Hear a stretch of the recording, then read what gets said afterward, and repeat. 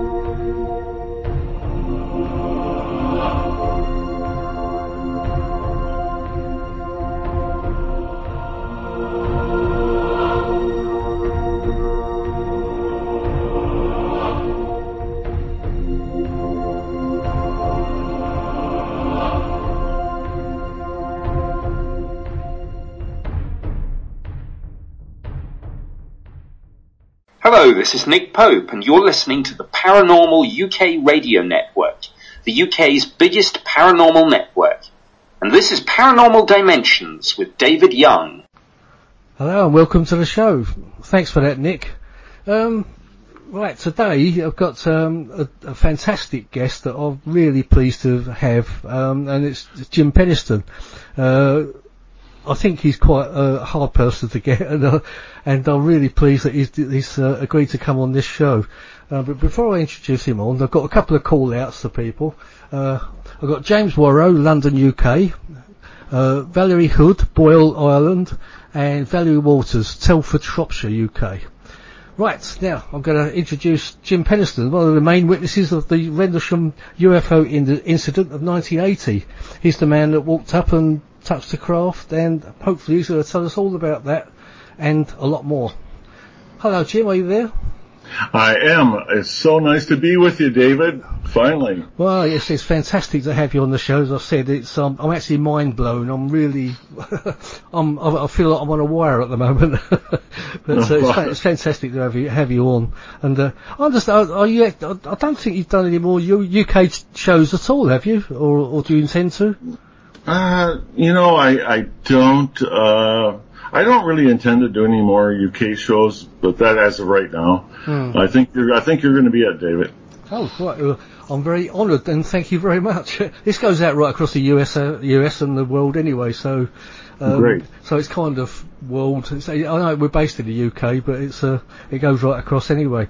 So I guess the best place to start, Jim, I mean, if you don't mind, is to sort of go through kind of what happened. I know you've probably done it hundreds of times, but if you wouldn't mind, go through how you got involved in the event that happened in December 1980, from your perspective.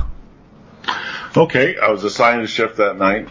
There's a big difference between law enforcement and security. Law enforcement was working 8-hour shifts. Security was working 12.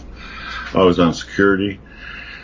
We had went over to, I was working Woodbridge that night. I was the flight chief for security. And, we went over there as normal, and then did our normal stuff. And I got a call after I got in the chow hall around 12 o'clock at night and, midnight. And, I had missed the call actually, and, anyway, Sergeant McCulley, he was Security 6, Security Response Team Leader. And he says, Jim, you got a call from CSC. So I went to the direct line at the chow hall, and it was Sergeant Coffey on there, the senior controller. And he says, you need to get to the East Gate immediately. I said, okay, what's the situation? He says, they'll brief you, the patrol, when you get there. And he says, go code 2, which was, with lights. And I said, okay. And so it takes about, we timed it out. It takes exactly about 4 minutes to get there from the chow hall to the East Gate. That's what I took. And I got to the East Gate, and I met with the senior patrolman, Sergeant Steffens. And I said, "What's going on, bud?" And he says, he pointed over to the Redelsham Forest area, and I could see, like what appeared to be lights popping on and off, and there's a dome of light over the forest canopy. And I immediately started thinking, well, it must have been an aircraft downing, because it sort of looked like a fire. And I said, "Do you hear it crash or see it crash?" And he goes, "Oh, no. He says, "This didn't crash, Jim." He said, "It landed." I'm thinking, well, there's no way it can land in that forest. It's just too, trees are too close together. Yeah, I think it's a lot denser than it is now, isn't it? I think. They're always cropping the trees, they're always logging it. But that area was pretty dense. I don't know, and maybe those trees are 4, 5, 6 feet apart. They weren't very, very far apart. And so I'm still in my own mind trying to rationalize what Bud is saying. So I said, "Was it a chopper?" And he goes, "No." He says, "No." He says, "It whatever it was, it landed." And I went, okay. And I think I pursued that for quite a bit with Bud trying to change his mind. And Bud was adamant. And of course, the airman with him we had to tell him to shut up like 6 times. I was trying to get briefed. He was beside himself. All right. That's okay. They're all young airmen. I don't know. I'm not going to make excuses for somebody, that's been under 2 years in the service. Anyway, so I went to the direct line at the east gate, and law enforcement, which was already out of control, they weren't in control of the situation upon my arrival. It automatically became a security situation, and law enforcement, I said, "Patch me through the CSC," and they immediately did. When I did that, this is all instantaneous, pretty much. It all happens in a period of a couple of minutes. I have, the senior controller, Sergeant Coffey. I have the comm plotter, Sergeant Dillard. I got Sergeant Chandler, the flight sergeant for Bentwaters. I have, Skip Moran, Lieutenant Skip Moran, the shift commander for us. They're all on at one time. So when I'm talking, there's other actions being done by these other individuals. Right. And one of the things that they asked me, he said, "What do you think?" I said, "It appears to be a crash." I says, and at that point in time, I'd probably been to maybe 20 crashes. I don't know, a lot. And it just didn't appear quite like a regular aircraft crash. And but anyway, with the status of the forces agreement, the only way we could deploy off base if there was a bona fide emergency. So anyway, Sergeant Coffey gets back, and they said that they lost contact. He was in contact with the control tower, Eastern Radar, Heathrow, and they lost contact, they said, about 15 minutes ago with a bogey over Woodbridge Base. And that confirmed that there probably was an aircraft without a transponder, and it probably crashed. And so we had a bona fide emergency. Of course, Lieutenant Moran got a hold of the base commander, Colonel Conrad, through the wing command posts, and we got authorized to go off base. I was told to take 2 people with me. I wanted an NCO with me, and Sergeant Steffens, he just adamantly would not go. No, he would not go. And Sergeant McCulley, I couldn't really pull him in case it was a security situation, it was a ruse or something like that, because he would be in charge of, response at the base. I think you understand that. Yeah. It was really different times, with the world situation in 1980. It was just different. Oh, sure, because it was the height of the Cold War and everything, wasn't it? And, yeah. I mean, did you suspect it might have been, I don't know, Russians landing or something? Or? Well, I go 100% into the fact that it was a aircraft crash, because it didn't have all the things I would see normally in that. So, I did have in the back of my mind, wonder if this is some kind of ruse or something to go ahead and divert security forces off base. And I went, you never know. So, you just got to be prepared for that. And so I was going to deploy off, but the problem was we weren't going to take weapons. So pretty much there we were going to go out and get the information and report it. And pretty much if it was hostile, we would probably be expendable at that point, you know. And but that's okay. My job was to do that. And anyway, I had the crash kit, and we have an aircraft crash kit in the back of the Security 8's vehicle. That's the one I drove, a Jeep. And, you know, I took the plotting board out, and my intention was to go out there and to set up an entry control point for first responders, you know, medical people, fire department, stuff like that. Yeah. And so I had to plot that in for, you know, security control. Were the UK police informed at that point, or? Oh, we would never do that. No? Not at that point, no. Oh, I just thought, because it was on UK territory, I thought... We didn't tell the British a lot unless we absolutely had to. Right. Thanks for that. No, we'd never know. No, of course. I mean, what happens if I went out there and I had to establish a national defense area, a U.S. national defense area? We're not going to let anybody British or no one there. Mm-hmm. Yeah, I mean, I might be insulting since you're British, but that's just the way it was. Yeah, no, it's all right. I wasn't around at that point, so anyway, so I ended up with a law enforcement patrolman and a security patrolman. And so I drove on out there, and, you know, of course, the only ones that had radios was the security patrolman or security airman, and then myself. And I wouldn't allow the law enforcement. Besides, there's some problems. The law enforcement had a radio. They had another channel. They had to switch back for. But the only radios that went out was myself and Airman Kabanzak, the security airman. Right. So I don't know if you've been out to Redelsham Forest, but once they're cut, there's berms, earthen berms out there that you have to sort of drive over. Yeah. And I went as far as I wanted. At that time, the whole area, most of the area that I drove over had been cut. And so the existence of the tree line was pretty far back in there. Maybe, I don't know, 200 yards, 100 yards, 200 yards maybe. It was quite a ways back. And I went as far as I could, and so I thought that was a good place to set up the entry control point.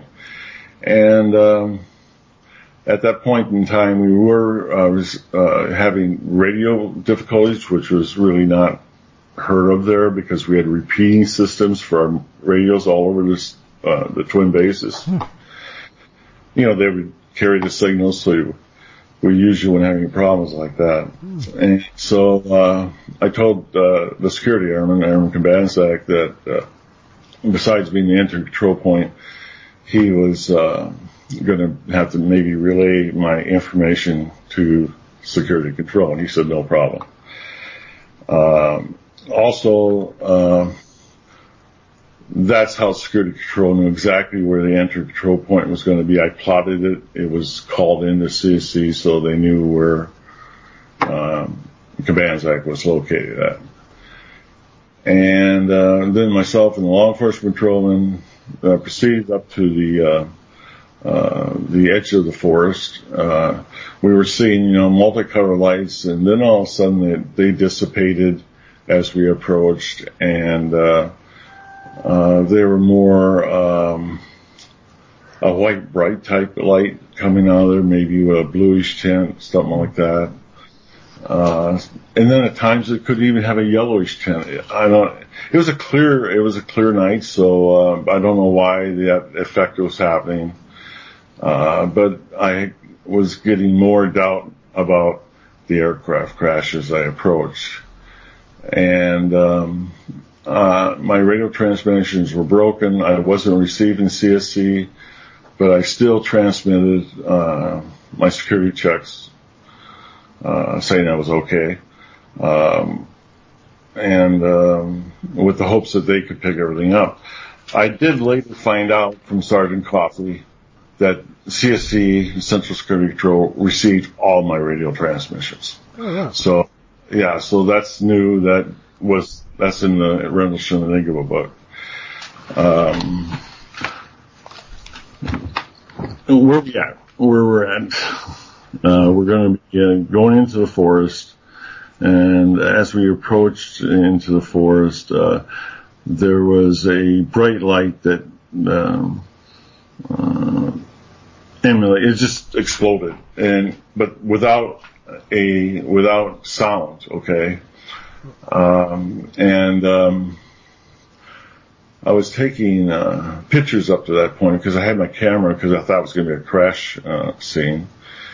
We have the cameras in the crash kits, by the way. That's how we have cameras. Oh, right. We'd also take pictures of the airplane tail number people, those kind of people, and anybody else who's on the perimeter. We'd take pictures of them, taking pictures of us.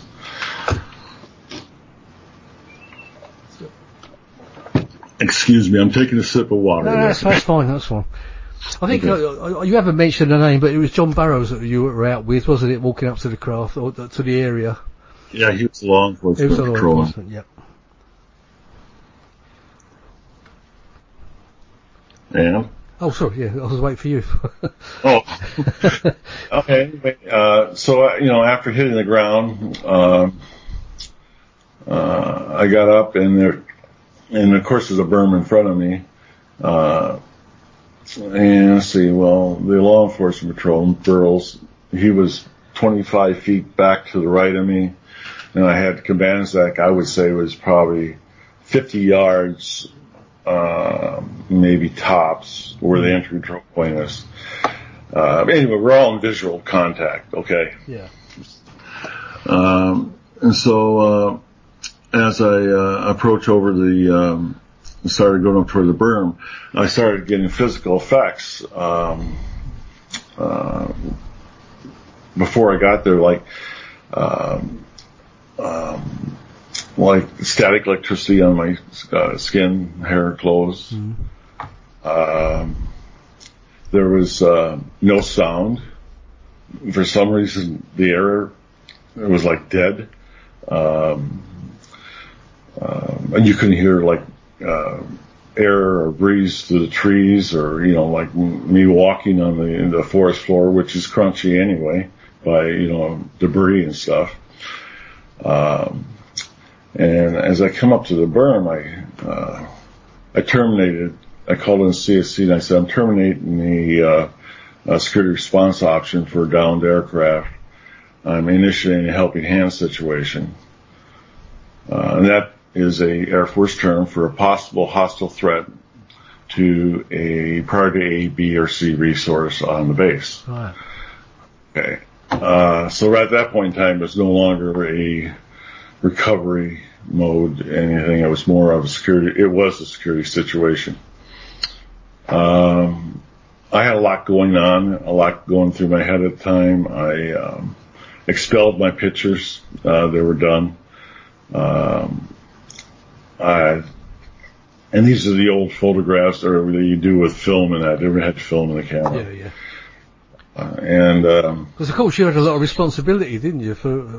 Yeah, I'm actually working. I'm doing security response option protocols, but it's hard because I'm panicking. I got a lot of stuff going on in my head, personal feelings and that, what's going on, and especially with the physical effects of it. And as I come over the berm, the light had dissipated. And what was appeared there was a triangular craft, which cannot be there because the forest is too small. The trees are too close together in a very small clearing. And so I'm thinking to myself that I'm probably not going to make it through this. One way or another, I had that feeling. It was bad as that, was it? And I didn't know what it was. I didn't know what it was. So I figured the best thing to do is do my job get as much information as I can, and I was making the security checks, and write down in my notebook as much as I could, and hopefully that would be enough. In the event I didn't make it, at least the command element would know what happened exactly out there, and then that would help them make decisions. And so I found my movements as I come toward the triangular craft labored. It felt, the best way to describe it is like you'd walk through a pool of water, waist high or something like that. I mean, I was struggling to get through it. One of the theories I have now that we worked over and over again is probably that the sphere of influence around this craft has this distorted time or reality. I don't know where maybe it's catching up, it's out of sync, something like that. Yeah. Was there an instance of missing time later on that you had, or? Well, yeah. I mean, my watch was 45 minutes off. To me, it didn't. I find that out later, but to me, it could be just a bad watch. Or the fact that the static electricity, because of the electronic watch, maybe it just froze it. I don't know. But what about everyone else's time? Did their time alter too? No, Burroughs never wore a watch. He still doesn't. Oh, right. Okay. Right. Kabanzak was, I don't know if he had a watch on or not that night. I would imagine he was security. All security troops I knew had watches. But I never asked him that. But he was quite a distance away. Anyway, so you walked up to this craft. You've taken some pictures. Right. And so as closer I got to the craft, no longer 8 feet away, I'm 4 feet away. I felt the restrictions of movement seemed to dissipate. And they had like globular colors running through the fabric of the skin of the craft. And they were slowing down throughout the craft, and finally they just stopped, and they just sort of faded away and dissipated. So all I had was a black craft. In my description, it was like black glass, because it was also, I will tell you about touching it and the smoothness of it. But I did some immediate things. I didn't have no measuring devices out there, so I had to use what I had. I'm 6'2", and it was sitting above the ground somehow, and I guesstimated that somewhere between 6.5 to 7.5 feet high at the dorsal area of the craft. I paced off, and my stride's pretty good. I get like 3 feet for a stride. So I did 3 of them. It was 9 feet long, and that was equal on every side. At least it appeared that way. I had fascination. There was light coming out from underneath the craft yet, because I didn't even have to use a flashlight out there. And you know how dark that forest can be. Mm-hmm.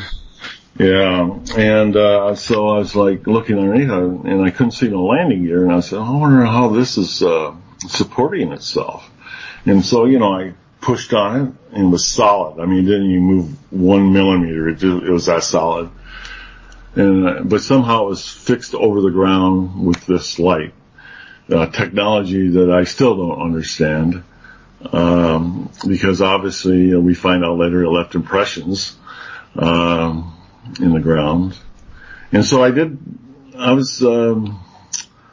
was pretty in awe, and then I had a mixture of emotions from fear to high anxiety to rationalizing it as I was going. And I said, well, I'm still here, so it's got to be benign, Yeah, so that was my thought. So I talked myself down from the panic. I did, and And so I still continued to do the investigation. I was looking for obvious things with the craft itself. All aircraft every aircraft has this, and that is intake, exhaust ports, flaps, ailerons, things like that. It was void of all those things, which means it cannot fly, but was sitting there. Well, yeah, flying as the way we know it, yeah. As the way that's, I mean, we were trained, at least security was trained monthly on aircraft identification, the silhouettes only, stuff like that. I mean, this was a known aircraft in the Jane's Book of Aircraft. I mean, but it had sort of human characteristics of it, yeah. I mean, it was triangular at the time. It had a dorsal area, which, at the rear of it did not have crew compartments. I looked for those. It did not have any riveting, that it was completely smooth. Did you feel that it might have had some sort of living beings on it, or would you not, or you just didn't know, or? Well, I didn't know. I was just doing whatever facts it was. The thing is that it was too small to be manned by a pilot. Yeah. I mean, it was just too small for that. So. But somehow it was intelligent because it had intelligent control, because it was there. How did it get there? And out in the middle of a forest in Suffolk. How did this happen? And it seemed to know that you were there as well, didn't it? The people looking at it. Well, I don't know exactly. I know that it got docile because of the less activity, and it seemed they didn't take no type of action for my walking around it. I was still hopeful. When I was going to do a 360 walk around, and I was like, I don't know, halfway around, and I seen there was writing on it. I went, oh, thank God, there's writing on this thing. Oh, yeah, I was like relieved, and I says, yeah, it might be, NASA, Russian, it could be anything. I was just hoping for anything. And, then when I got close to it, it wasn't writing. It was like, glyphs, pictorial glyphs. And I said, oh no. And so, I touched the craft, and it was smooth, and, it was warm to touch. Later found out it's probably because it was emulating gamma radiation. The air temperature at that time of the night was like, 32, 33 degrees. I'm not sure what that is in Celsius. You can convert it yourself. Yeah. It was just above freezing. Yeah, it's normally pretty cold up there at night, I know. in December. Yeah, you can see your breath. Yeah.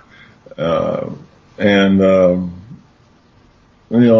so I was pretty fascinated by it. So I recorded the glyphs, and I continued to walk around examining it.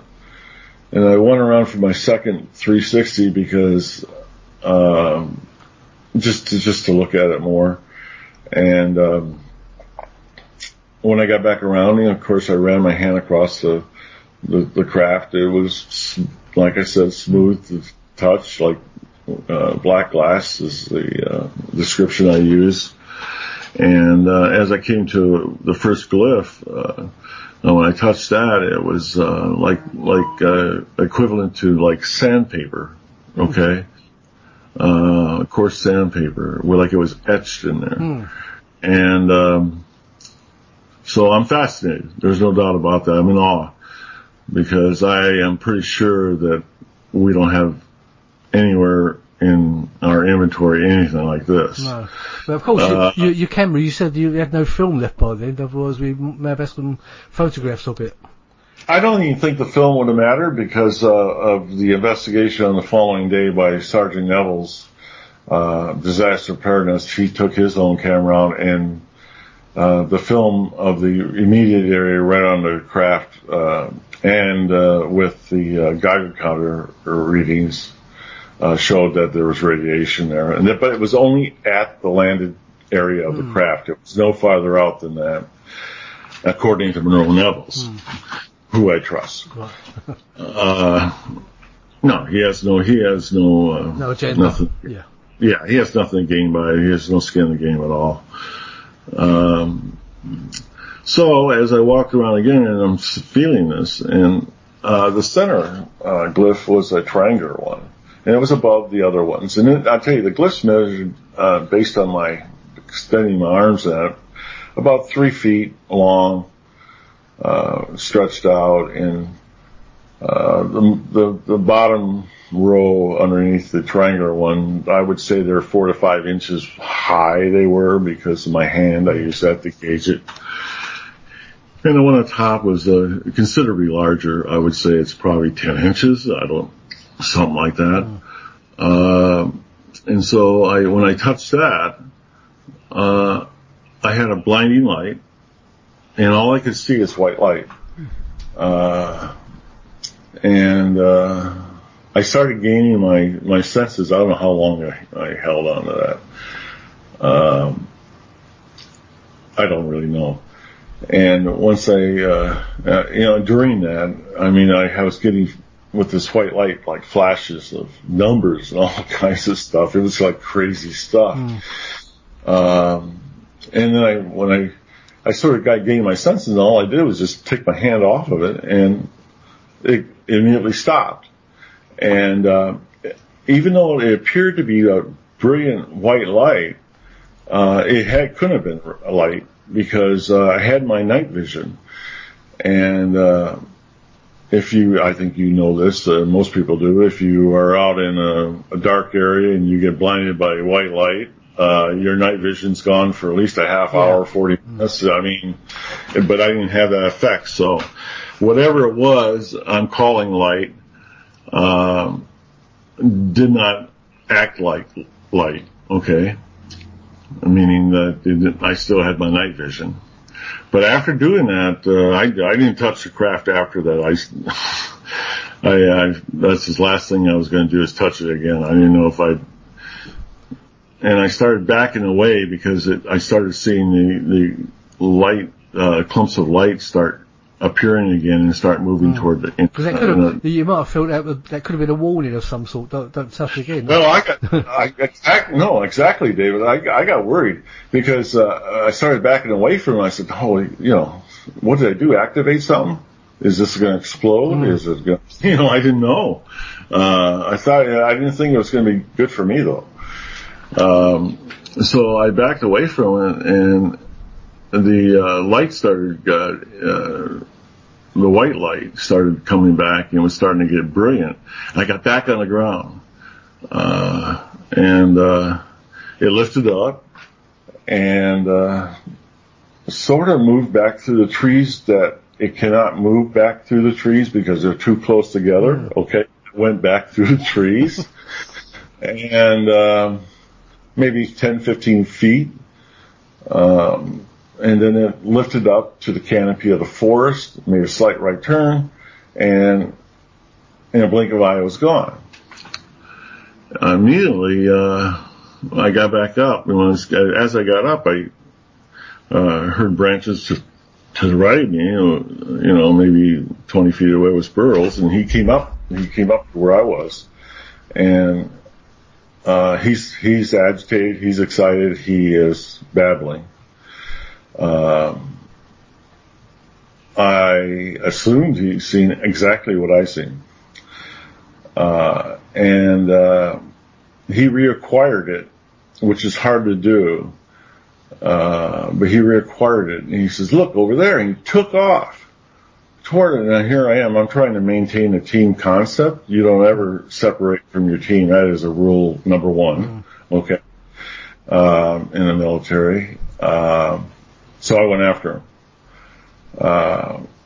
And it was we were going fast. We went over, it wasn't very far into the forest there. We had a double fence, that went into the farmer's field. We jumped that and, went across that farmer's field. I think I fell down a couple times in there because it was, yes. It was moist. It was moist. It was like water. Yeah, and it's not that level, is it? It's all over the place. No, it wasn't. And excuse me. So I pursued. I was pursuing after him, and I hadn't reacquired it.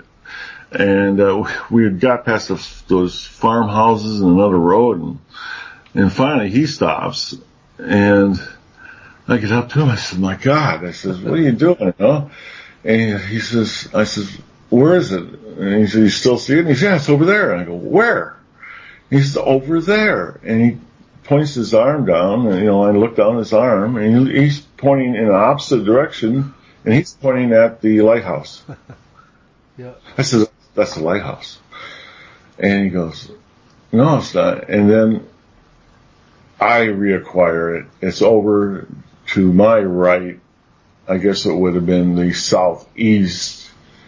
It was sitting over just above the tree line on the canopy of the forest. You can see it sitting again. And it was there maybe 10 seconds, 15 seconds. And then it, at a fairly high rate of speed, went out over toward the North Sea and east. And it was at that time we walked on back, and the discussion was minimal.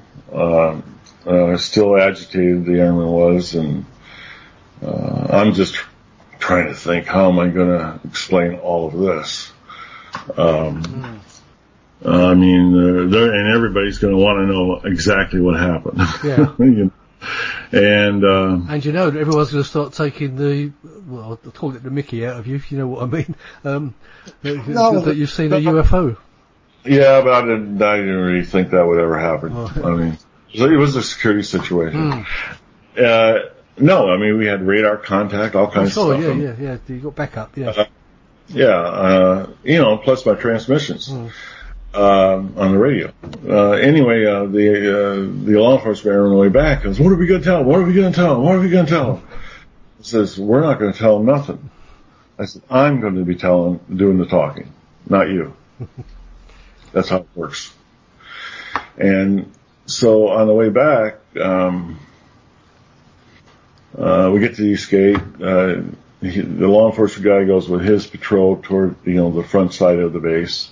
And we go on the short route, with security, to the back, gate at Bentwaters.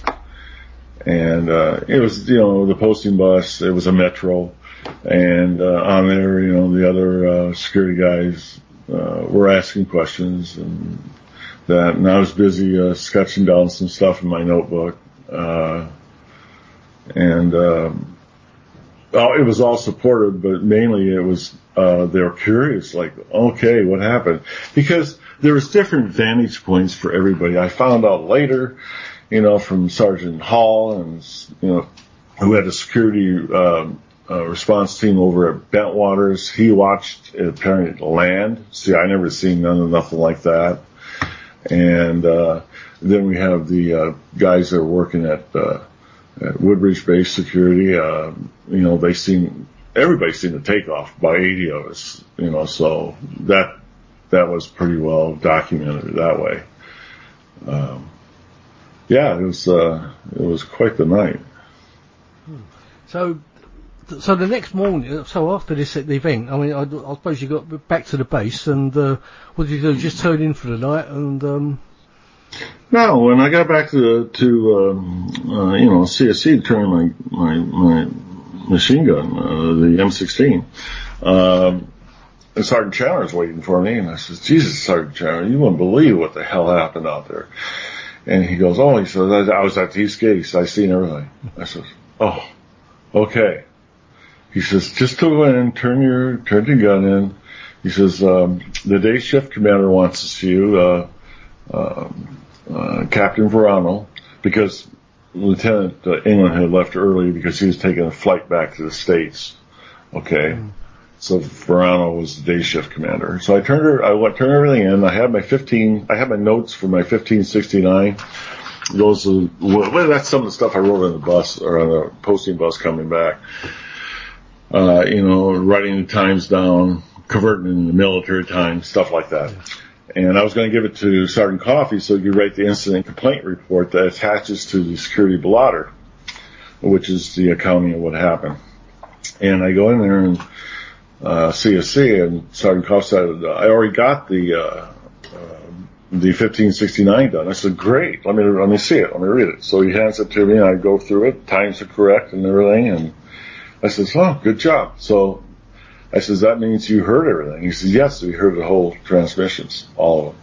That's how you could do the 1569. And so that means I didn't have to do that. So I kept my notes for the 1569, which are in the upcoming book. Then I went outside and ran into Aaron Burroughs, and I said, the shift commander wants to see us. I invited Burroughs with me. I was told I was supposed to report, but I figured I need support. And so I went in and I reported to Captain Verano. I kept it sanitized. I was worried about my career. I mean, at that time, no one in the Air Force reported UFOs. That just was a dead-end street for your career. 1 second. Sure. Yeah, that was a dead-end street for your career to talk about that. Anyway, Captain Verano was a very patient man, very, very generous, very kind to us. He just sat there, tapping his pencil while we were reporting. I said, I say structure craft, I was like, and I explained the coloring and stuff like that. He says, gentlemen, Project Blue Book ended in 69. He says, there is no way to report this. And he says, I'm not even sure it's a good idea that career-wise we report this. And so Captain Verano says, I will investigate it further. And of course they knew where the enter control point was, because they had the grid coordinates I gave them, the plotting. So, Captain Verano knew that. And, we had, I was taking Burroughs, back and forth to the base per his flight chief's, request because he was having issues. And so I was going to take him back to Ipswich, and I ran by the base photo lab, dropped off my film, which is normal if you take film, did the work order up. Then he was adamant about going back out there. I said, I don't want to go back out there. He says, no, I have to go back out there. I said, okay, let's go back out there just so you wouldn't be nagging. He was nagging me like to death. And I'm traumatized by this. And I said, okay, we'll do that, and then we'll go back. And we went out there, and we went out to the area, and I'm looking around. It looks a little different, because it's daylight. And then I hear him hollering at me. He says, over here. And I go on over where he's at. He says, look at this stuff. And in the ground was 3 impressions. I said, wow. I says, it left impressions in the ground? And I couldn't figure that out because all I seen was light, and it was like holding, And so I said, let's get out of here. That's enough for me. And it was enough for him apparently too. And then we ran into I think it was Sergeant Goulias. I can't remember who it was we ran into right now. I have to look at my notes. I think it was Goulias, maybe Verano. They told us we seen them pulling up. That was it. Maybe that.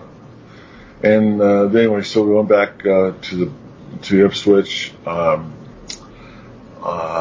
We're muddy, we're wet, we're tired. Speaking for myself, I was anyway. Yeah. And cold, no doubt as well. yeah, the cold was coming in, no more adrenaline going on, and I was pretty exhausted.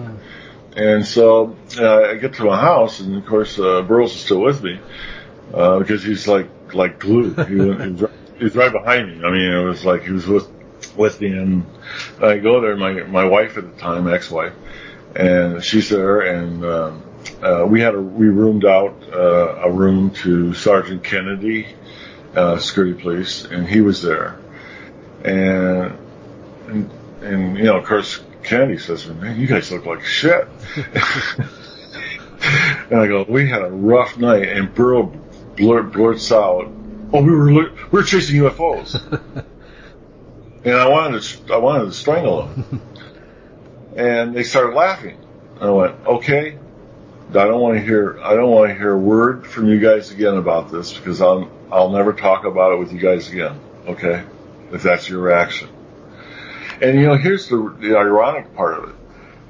Everything that happened, we could have told. We had no restrictions at all. It wasn't top secret at the time, at that point in time, and I could tell everything to them, but they lost the opportunity right then and there because of Burroughs, I think, because of that reaction. Yeah. Anyway, so he went back to his apartment. He lived about a block away, and so I was worried about the Air Force. I was worried about, you know, would they try to cover this up? Would they dismiss it? Would they, you know, these are things that run through my mind. So our landlord did like interior decorating stuff and that. And I went down to see him in his garage. He says, well, he said, if you got landing marks in the ground, he says, then you could take plaster Paris that. Well, he says, yeah, I got some stuff here. I'll mix it up to you. I said, I'll get it all ready for you. He says, get everything set up for you. You can go out there and do that. I said, okay. And he was looking at me like I was crazy too, by the way. And, but he was humoring me because I paid rent every month, I guess. Anyway, that's what I did. I went back out there with backpack. Went out and did poured the impressions. At that time I smoked cigarettes, so I sat there and I smoked 3 cigarettes, whatever that takes. Maybe that's how long I was there, till it hardened, fairly hardened. They were still soft, but I pulled them and put them in the backpack. And on the way back in, I run into Major Drury, the deputy squadron commander. I run into Captain Verano. I run into Sergeant Julius, and I got the deputy squadron commander, Major Drury, said, "What are you doing out here?" And I was like, "Oh shit, I got caught. I got caught doing stuff I'm not supposed to be." And I went, "I just want to take another look." And he says, you're supposed to be taking a break. You're supposed to be on a 3-day break. He says, go in, take your 3-day break. Don't worry about this. We're taking care of it. And I went, okay. And, I thanked him and I got out of there and went back to the house, thinking that my involvement is pretty much over. Then, of course, I still cannot sleep. I'm up for the rest of the day. Then I'm still having flashes of these numbers. I just thought I was just traumatized so bad by it that I thought it was just part of the trauma, and it would subside eventually. I went to bed. I got up. I was late. I don't know, 11, 12 o'clock that night. I got back up. I knew I wasn't going to be able to sleep, so I made a pot of coffee. I figured, what the hell, you know. Sat there and had my cup of coffee at early morning hours. And I'm sitting at my dining room table, and I'm second guessing everything. I mean, so I'm wondering, I got the plastic Paris pods, which was good. I looked at them. I pulled my notebook back out, and I'm looking at my notes. And then, of course, the glyphs and the things like that. I'm going through it, and I'm in my mind's eye. I'm thinking, I can write these ones and zeros down. I think I can. And so I got a pen and I sat down and I started writing these ones and zeros. And as I did it, I just felt better. It felt relieving. And I said, oh, okay, this is just really bad trauma. So, and all of a sudden, the pen stopped. You know how pens are. They stop. The ones you got in your drawers are always stopping. So I'm panicking, looking for another pen, finding one that works. I continue to write those ones and zeros down. I do it until I no longer see them in my mind's eye. But they made no sense to you at all, what you were writing? Oh, no, this is a mental breakdown. That's what I thought it was. Yeah. But once I stopped and I couldn't see it anymore, I felt so good. I said, I was tired too. I said, I can go to sleep. And so I did. And the next morning, I get up and I'm thinking, oh, I think I just dodged a bullet. I'm okay. Because what I was thinking of before, if it didn't stop these issues I was having, I would have to go to the base clinic the following morning, and I could just hear that conversation. I'm seeing ones and zeros. Because I was in a forest and I seen a unidentified craft of unknown origin sitting there, and I watched it take off. And where would that conversation go? Yeah, it would go that, well, let's start discharging Jim Penniston, take his gun away. Career would be over at my 8 years in. And so I figured I dodged it. So it was a very traumatic event, and that's why I kept that such. I thought, first of all, I didn't think it was significant, the ones and zeros, and the other thing is I thought it was part of a mental breakdown, and so I kept it private because I was embarrassed by it, and so that was a number of years not saying anything. I just pushed them, took them and put them all. I put them all in the back of the envelope of the notebook because I was doing a film shoot in like 2002 or 3, and I went too far in there, and I didn't want anybody else to see them. I said, I don't want, so I was shooting a film with Colonel Hall. So I ended up just taking them out and sticking them in an envelope, and then I'm thinking I got them all out of there anyway. That's what I thought. I just reached in as a group of them and pulled out. It was a loose leaf type notebook, by the way. It wasn't very big, but that's why you could do that. And then, like in 2000, I don't know, it was 11 or 10, something like that. We're going to do a film shoot out. I got called by Linda Moulton Howell to do a film shoot in Phoenix, Arizona. And so I went out there, and in the middle of that shoot, it was for Ancient Aliens. And while I was still sitting there getting filmed in the chair, at that time they actually had film. They were changing the film and reloading it. And I was getting questions from Burroughs about a date, about a specific date. And so I don't know, it might be in the notebook. So I'm flipping through the notebook, and I go too far, and there's like 4 or 5 pages still left in the back of the binary. And I go too far, and I cannot get it shut fast enough, right? And Burroughs goes, "What's that?" I said, "Nothing." And I thought, okay, I'll just tell him what happened. I'll tell him it's, because it's part of that breakdown. But I don't want anybody else to know about it. And so I said, "Oh, that's what happened." I said, afterwards with these ones and zeros, he said that I was writing down from the incident.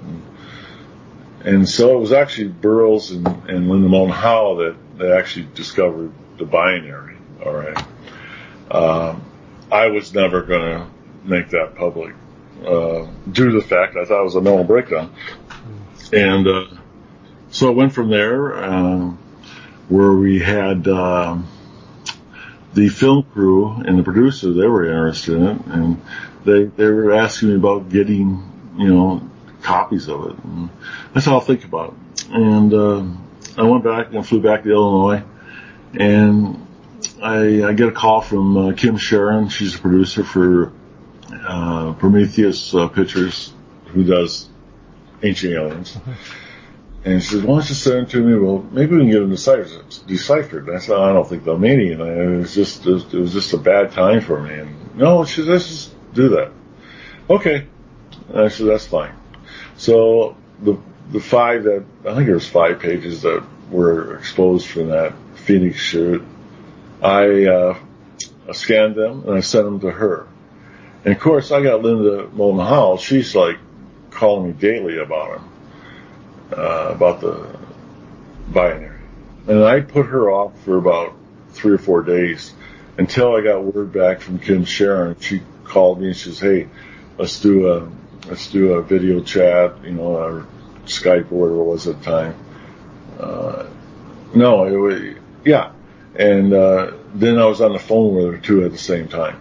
So she was going through, and I said, what's the deal, Kim? She said, well, we had an independent study of those binary, and there's a message in it. I said, no way. And she says, no. And we went through it, and so I got this decipher from them, and it was strange because what she was telling me from the decipher is stuff I already seemed to know. I mean, it was the impressions I had, or I guess looking back in retrospect, it was the communication was there. I just didn't know. I didn't know there was a documentation of it. You know what I mean? And, because that all started making sense, some of the stuff they were saying and the decipher. So I don't trust Hollywood. I don't trust Prometheus Pictures. I said, you know what? I'm gonna run a scan of these pages, and I'm gonna send them to Linda Howell, and because she says that she can get someone to look at them, and she did, and she was very happy to get them. She had a professor down in Australia and one in North Carolina, I believe, and a guy from Colorado, and some other. There's like 4 more sources. And so I wait.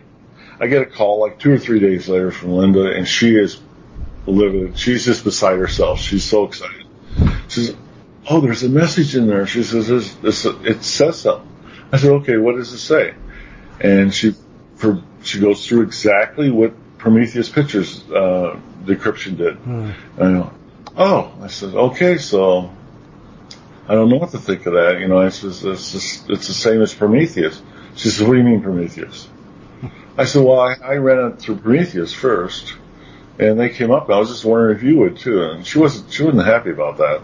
She was sort of upset, matter of fact, that I guess shared it with Prometheus first. I don't know. Yeah. I don't know. I think that's ufology. I think everybody wants to have I got. Yeah, you want. I don't know. But that's how it came about, and then of course, I was being.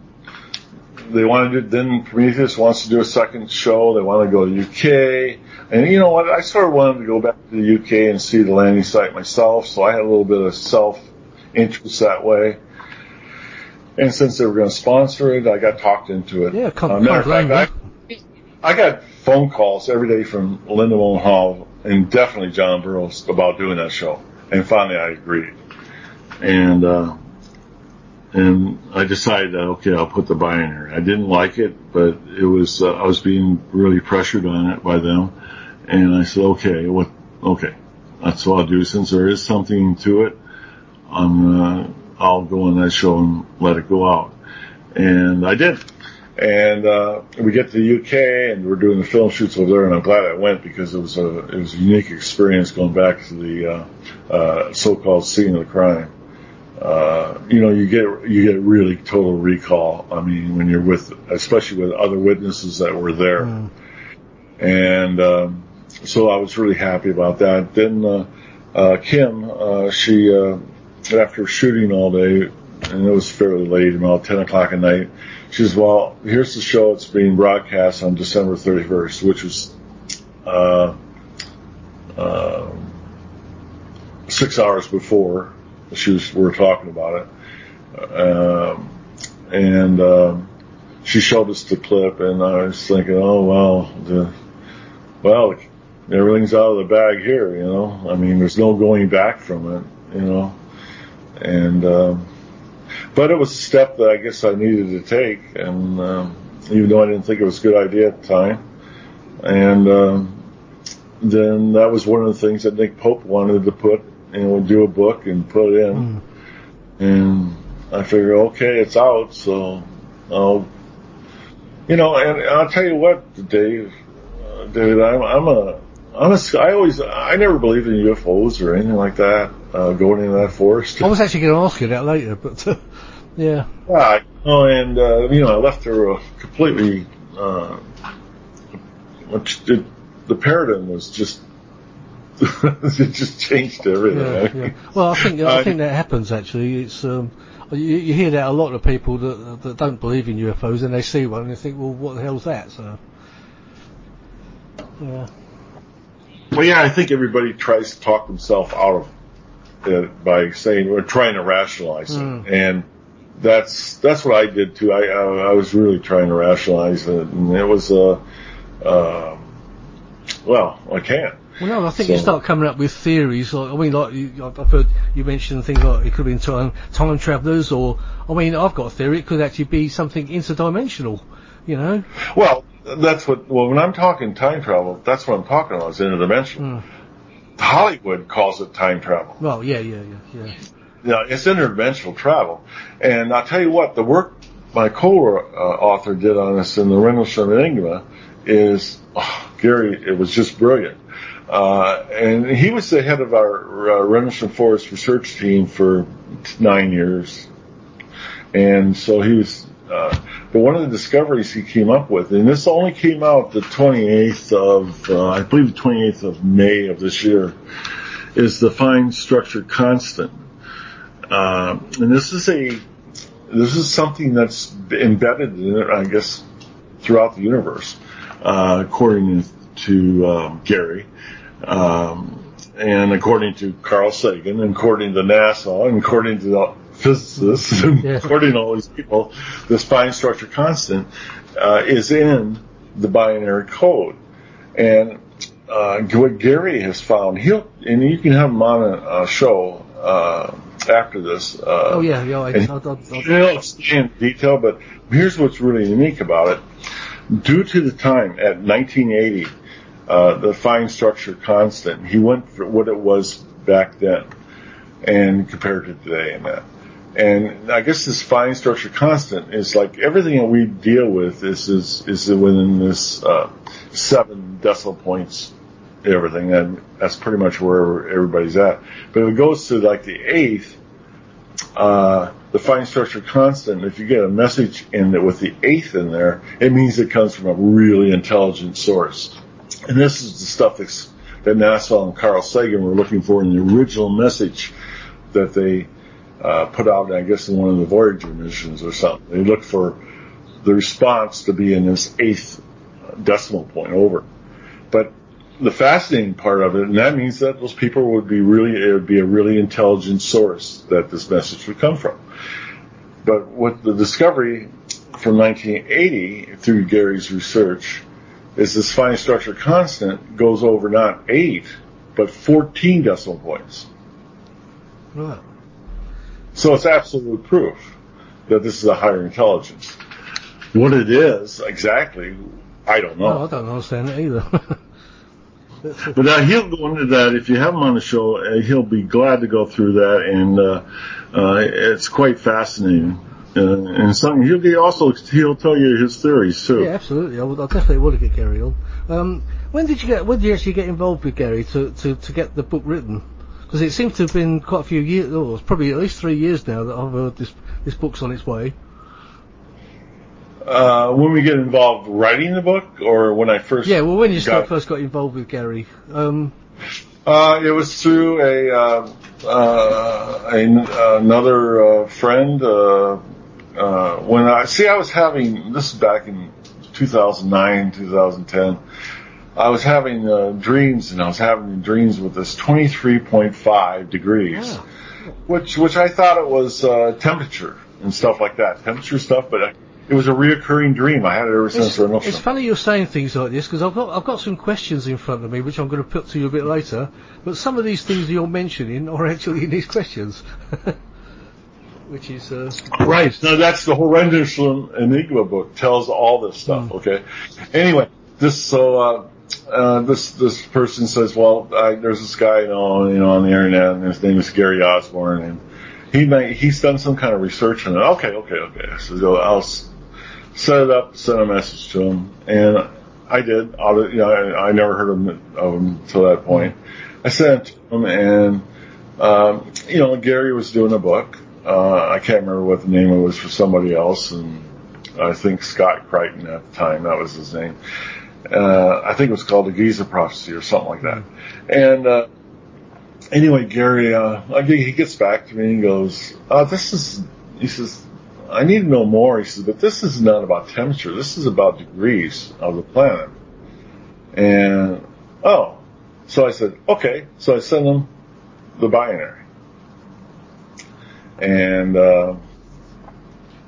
so this had to be in 2011 or 2010. Anyway, I sent him the binary pages, and I said, here's what I want you to do. I want you to go ahead and research it. I says, come up with whatever you come up with. I'll give you free reign. I'm not going to try to influence you. I just want answers. Okay. And so he did, and I didn't contact him like 6 months, 10 months, or something like that. And finally, I get him. I said, "How are you coming on that?" He says, "Well, I thought you didn't care anymore." He says, "You haven't contacted me." I said, "No, I don't want to influence you. I want unbiased report. Either way, I don't care. If it's BS, tell me. If it's whatever." And then he continued to research all the way up through 2015 or 2014. It's around the time the Encounter book was coming out, because he's now on the Redelsham Forest research team along with other people. So the Encounter book was going to come out. So I let Nick know. I said, Nick, I got Gary Osborne. He's got like 50 pages he wants to write, and I have 80 I want to go in there. And anyway, so I go ahead and get the proofreading for the Encounter book, and it's just full of mistakes. I would say the Encounter book has half mistakes. Okay. Oh right, I was going to ask you about that. It's horrible. And Nick knows this. We've had a conversation about it, and it's not bad. It wouldn't. And Nick's, because when I sent it in to change, Nick said, "Oh, I already sent it off to the publishers. Sorry." Yeah. It's just done. And I said, okay. But Nick says, here's what I suggest. I suggest you write your own book on the Redelsham Code. And I said, okay, I will. And since Gary's 50 pages wasn't even read or introduced in that book, and my 80, the meat and potato ones, were not put in that book, we had 150 pages to write there. Yeah, you had a good start already, yeah. Yeah, and so we started in 2015, but Gary's methodical. We made sure everything was could not be dissected. I mean, the math doesn't lie. And anytime that we put I say something or something is fact, it is noted, and then Gary has it not just one level deep, but sometimes up to 6 or 7 levels deep in evidence from other witnesses, collaborating or whatever, saying that, that that's exactly what I'm saying. And it's interesting. I probably wrote about 350 pages in the book, telling everything about the Redelsham Forest incident that I knew, and afterwards, which is very important, and because of the cover-up. And then Gary's stuff it went primarily into notes, and what he did is researched everything I said. He was a skeptic. Everything I said he researched, and so what that produced in the Redelsham Enigma book, it produced a book with the facts, evidence, and then what the reader can do is at the end of the day, after reading this, and make up their own conclusions. I'm not trying to convince anybody what happened. I just stated the facts and what happened. One of the other more interesting things is the cover-up part and how that came about. And it also tells about how the information left to East Gate came about. So, yeah, that's pretty in-depth. And all this is, of course, backed up by sources and, who were there and who were involved. And unlike what has been touted by some witnesses, I was taken care of. I was, they were concerned enough. I mean, like, Major Zickler, he was only there like 8 months after the incident, and he got an assignment out of there. And they replaced that major with a lieutenant colonel, and his name was, which is odd by that way anyway, the lieutenant colonel would replace a major, and it was Colonel Charles Highbush, who was, he just got there. And at that time, I had my job in plans and programs. I was the NCOIC there for security police. And so I get a call like 2 days after the new commander comes in, and saying, I got to go up to his office. He wants to talk to me. And I said, wow. I said, so I'm like looking at overlays of, classified plans, top secret plans, all that stuff, because I figured that's what he's going to talk about since my position was plans and programs. And so I go up there and I have all these books. And I go in there and I go, I can't even report right. I can't even salute him when I go and I got these books. And I said, I said, I'm Sergeant Penniston. He says, no. He says, he wants out. He goes over and says, he says, put that stuff down. I said, I brought certain plans up that, I don't care about that. I go, what? And he goes, no. He says, I'm Chuck Highbush. He says, I just came from, the Pentagon. And he says, I worked security police intelligence there, which when I checked, there is no such thing as security police intelligence there at the Pentagon. Okay? And he says, I'm here for if you have problems about the incident. He said, I seen the classified report on it, your statement that you did, which is the 4-page one I wrote after the incident at the OSI building to the 2 other agents that were there, that he seen. So I knew that made it to the Pentagon because he read it. And he was my lifeline, someone that I could talk to throughout my Air Force career. And which he did, and we met in various places. He'd show up at bases I was at when I was in Germany or something like that. It's all described in the Redelsham Enigma book, and I think it's quite fascinating. A part of the incident that nobody knows, because I just Colonel Highbush knows. I mean, he knew, but yeah, we kept it pretty confidential. Well, at the time, until I got out of the service, I thought, I was told that the Redelsham Force incident was top secret, so I never did talk about it, even though I heard about it at every base I was at, people buzzing and talking about it. I couldn't say nothing. And then when I got ready to, so how can I talk about the Redelsham Force incident if it was top secret? How can I do that? Well, I'll tell you how. Here's where Colonel Hall comes into it. He retired like a year or two before I did. And I think he did Unsolved Mysteries with Burroughs. And that's where Burroughs, he describes the triangular craft and everything.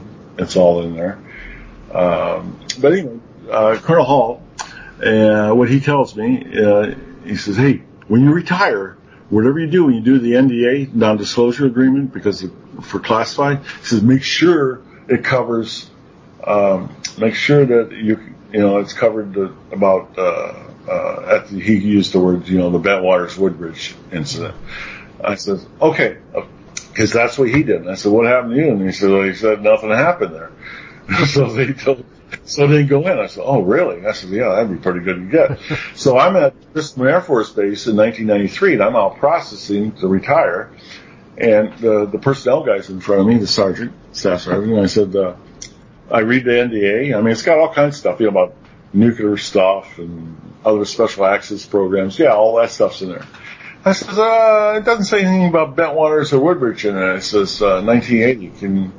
I says, is that classified or is it unclassified or what? And he says, well, I'll send a Twix. They call them Twix, the message, classified message off then to the Pentagon, air staff, and ask that question. And I said, okay, so you're going to get back to me? Yeah. So he said he'd get back to me, and that was like a couple days later, I get a call from personnel office at Grissom. He said, come on down and finish your out processing. I said, oh, great. So I go back on there, and he tells me, he has a Twix message in his hand. He says, I got a really strange response from the Pentagon on that. He says, here's what it says. He says, nothing classified happened on those dates in question at that base, so therefore nothing is classified. Really strange response. And I says, can I have a copy of that? That's how it is. The Air Force said nothing happened, and said it was unclassified. So did you get a copy of it? Of course. Oh, yeah, you just gave it to us. Fine. Yeah, so did Colonel Hall. We both did. I mean, that's why we can talk about it. And if anybody says they're in the military or working for DLD, and they're talking about something, they said it was a top secret program, believe me, it's still top secret, okay? And they gotta have an NDA that would say they can't talk about it. So what that tells you is probably most of the stuff that's being said now, especially like this TTSA stuff, that stuff obviously is either embellished, made up, or disinformation program, because if it was classified top secret then, it's top secret now. Okay? I mean, there's stuff right now that I know is top secret from when I was in. It's still classified. It's not gonna be declassified either. So that's just to give you a background. It's about top secret and special access programs, and acknowledged and unacknowledged special access programs work the same way. Right. Yeah. Yeah, that's interesting. All that. I can't wait for the book to come out. Actually.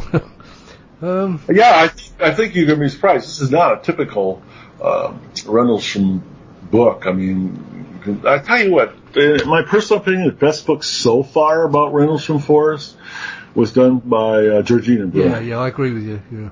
And it had mistakes, but she did a great job on that. And I told Georgina this many times, and I was pretty pleased with it. And so, in a way, it's a continuation of Georgina's work.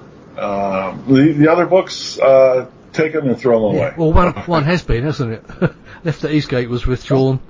And yeah, but there's an interesting part about that whole story in there, and how that developed, and how that airman came up with that. It's all factual, and it's got other people involved, so it's a pretty it's enlightenment. You're going to be enlightened by it. Yeah, I can't wait, as I say. I mean, what do we go there? Do you want to answer some questions that people have put to you, Jim? You did ask me to ask people if they've got any questions for you. Did you get any, David? Yeah, I've got a list of them. They're not too many, and there's nothing too traumatic, like I say. I mean, I've got one or two questions myself. And when you went off base, did you? I think you said you didn't take any weapons with you, did you? No, we couldn't because of the status of forces agreement. Besides that, it just made the British really nervous. Sure, yeah. Okay. Yeah. But the status force agreement is even, I mean, if let's say they were flying a nuke aircraft over the country somewhere and it crashed, guarantee you we'd all be armed. And we'd have a national, you know what I mean? But there's certain situations that we would, but going to an aircraft crash is not a armed response, you know. No. I've heard another report that one of the people claiming to be on guard duty on a different night to the RFI was actually on guard with an M60. Now, would this ever happen? No. It wouldn't happen? No. Okay. Well, I think you know what I'm referring to, but No, I don't. I know that M60s were on the base because I've actually asked at the Cold War Museum. Oh, yeah. Yeah, we used them for exercises and that, and for wartime type missions. They never were used in normal security. Never. I'm afraid anyone out there doesn't know what M60 M60 is. A heavy duty machine gun. Yeah, you just happen to have the guy that wrote all the security police plans and programs. That's security directives and everything for the base from 1981 to 1984. I know for a fact that they're never used, period. Right. Okay, that's good. Well, it's answers something anyway. Well, I'll get into a few questions that people have put to me. I think you may well have covered some of it anyway. There's a chap named Gary Jones. He says, could you ask Jim how his close encounter affected his health in the short and long term? He heard it mentioned in the Boston hearings that it seems that there's connections with close encounters and craft that emit strong EMF fields. It's good evidence for researchers to have. Don't know. I think you've already covered most of that anyway. Yeah, I mean, no, our health wasn't affected in the area, really. I mean, initially, there was some, I don't know if it was from the trauma or whatever, but there were some effects going on. Like I said, the only place for the radiation was the actual craft, as this has been established by the MOD and by Sergeant Nevels. The U.S. Air Force was right at the craft landing site. And so no other person was exposed to any type of radiation or exposure except me.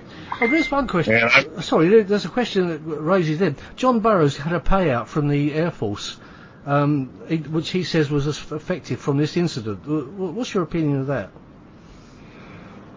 The Condon report is something that he likes to tout. It's 460 pages long. It's UK eyes only, and I think it's low-level classification, UK restricted, maybe secret. Anyway, when we're writing the encounter book, Burroughs was handling that along with Nick Pope, and they showed me 2 pages out of this 460-page document. One of them had a paragraph in it with a line that said it could be postulated that this could have happened at Bentwaters. And the second page said all wing commanders know about this information, this UAP stuff. So I took that as gospel. And then after we had the stuff sent to the publishers for the encounter book, they send me, I finally get the whole 460 pages. And I said stuff, and I was like angry in the book, at the encounter book, like at Colonel Williams and stuff, that he knew about this stuff. And it turns out, I get the counter report, the first page tells me he didn't know nothing about it. It says UK restricted for UK eyes only. That means no U.S. forces ever seen this, I call it, the report is just a red herring. It was only limited distribution, like 10 agencies or people. And I'll tell you what, the British government, they got a lot of muck on their face over this Redelsham Forest incident. I'll tell you what, here's what really happened with the MOD and the RAF. I mean, think about it this way. Here you have your airspace during the height of the Cold War encroached upon twice at least, and then exited twice at least during a 3-day period in December, and the RAF sleeps and the MOD sleeps, while the British citizens are relying on the U.S. government, the U.S. Air Force. That wasn't our job. Yeah, that's a good. That was the MOD. That's the MOD and the RAF's job. Why didn't they do it? That's a good point, Jim. Actually, No, I mean, if I was a British citizen sleeping that night and I found that out, I'd be pretty upset. Yeah. Was it? What happens if it was Spetsnaz ANG-2 Colt aircraft with 10 Spetsnaz, troopers on there going to sit there and sabotage stuff, in the UK? Who would know? Yeah, that's it. I know, I would have been upset about that. Right. Okay, well, Gary Jones has got a second question, and remember you mentioned about your dreams. He said, ask about his dream state too. I'd like to know if he sees things that go beyond his wildest imaginations and understandings. So I know you touched on a bit about dreams and things, didn't you? Yes. Oh, was that it? Is that it? Yes, no, the answer is yes. The answer is yes, okay. I do share some of the stuff in the Redelsham Enigma, most of it, matter of fact. But some of it just scares me. Oh, right, yeah. I think we all get those. I was there and I'm not buying all this. It's just like, yeah, some of that stuff just, that's the other thing. What's his name, Jerry? Gary Jones. It's Gary with an I. I talked a little bit back and forth with him. Yes, that's right. I think I saw that, yeah. He thought he was going to offend me. You ask. I tell you what, ask all the questions you want because I understand what happened there. I sort of understand. I mean, I was involved, so there's no doubt in my mind what transpired in front of me. I mean, none, zero, no airspace at all. But if I was in his position or your position, looking at this from the outside, I'd be asking tough questions too. Yes. And I don't mind that one bit. I don't. No, I can see that, Jim. I mean, I've spoken to you quite a bit, and I think you're pretty straightforward with a lot of what you say, and I think, like everybody, you don't really know what happened to you anyway. No, I mean, the interesting thing is about that. HAS Rail, that's her pen name, but her real name is Sally Rail. She wrote, we actually did a project back when the internet was starting. It was with Microsoft. It was called Project Watchfire. And, Colonel Halt was involved with that too.